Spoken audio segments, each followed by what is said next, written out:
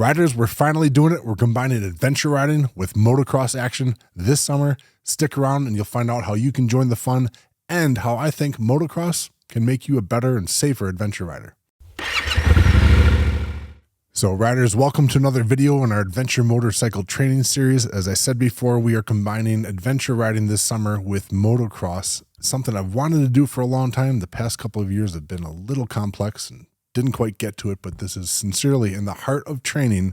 I really think that motocross, even if you're not going to race, don't worry, I'm not starting racing it either, but even if you get to watch this sport, especially up close in person, I think it's going to make you a better adventure rider. Not to mention the fact that the way that we're doing it, it combines the beautiful, crisp Pacific Northwest air with the canopy tree cover of ponderosa pine trees and Cascade Mountains all the way up to Washington State from here in Oregon. And so let's get into why we are doing this. One quick mention before we get started here, folks, if you're gearing up, check out our web store. We built this thing, a bunch of adventure riders putting our heads together, putting our experiences and time with these parts and gear and tools and supplies and tires and things like that. We put that all together and we're trying to integrate it into our web store to make your shopping experience as easy and accurate as possible the first time. So please check out our web store and thanks for watching. So for what reason are we combining an adventure riding tour or trip package with motocross? Well, to be honest, all that time in the helmet trying to think about what can I do to help other people ride safe and get through the situations I'm getting through. And then as time went on over the past year or two, watching our adventure motorcycle training series here on the YouTube channel, you all started asking us for these training services. And as you probably have seen, we are now offering adventure rider training. You can check out the website. But again, as part of your training, I think there's something to be said just about watching motocross action, either on television or in person. Just like if you were to watch golf or any sport, you can really learn something by what the top pros are doing, how they anticipate. And now they might not be facing what we're facing in terms of cars and different animals and things that can run out in front of us, but there's plenty to be said about them making an error, not compressing their suspension correctly, not hitting the brakes when they need to. A lot of danger involved if they get any of those things wrong. So not only will this be a great event to witness in person, top level athletes managing a machine, a motorcycle, just like we do on adventure bikes, but it's going to be a fun excuse and a reason to hang out. Let's go for a ride. We're leaving Bend here.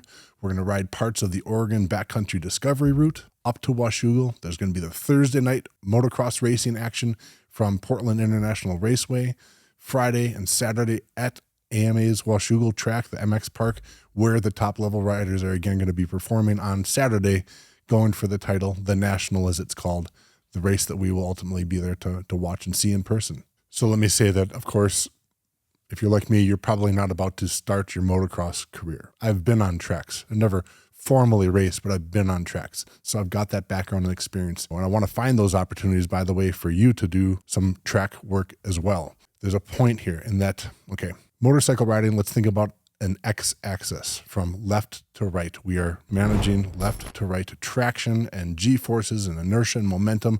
We have to manage that left to right x-axis. We also have to manage what is happening with the fore and aft, with the y-axis, we'll call it. Your acceleration, your braking, you're finding traction in both of those directions, forward and aft. So you got x, you got y, and yes, on motorcycles, on the street and pavement and everything, we also deal with the Z-axis, I'm calling it, the vertical piece too.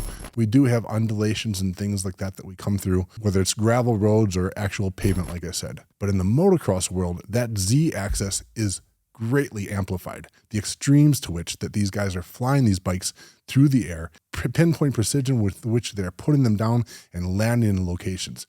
I think there is really something for us to learn as adventure riders about, again, being able to watch and follow and feel what that flow is like. So not only is this a learning opportunity for us to go and see this in person, but hey, a motocross track in beautiful summertime in the Pacific Northwest, this is some fun stuff to be around. There's going to be lots of vendors, camera crews from, I think, NBC Sports are going to be there.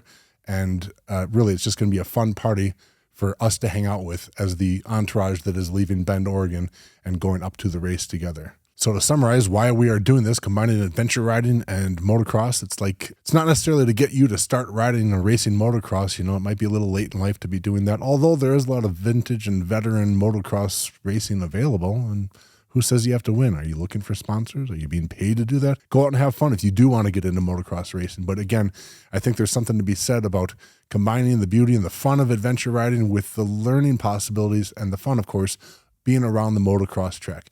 Being able to watch and see what these folks are doing, what they're doing to manage their traction and their bike and anticipation and everything like that. While we're there at Washougal, we're going to have VIP passes, pit passes, special viewing deck areas. So we've got a unique access package that's going to be included and explained on the tour page on our website. Limited spots available again, but if you want to join us, grab one now because we're going.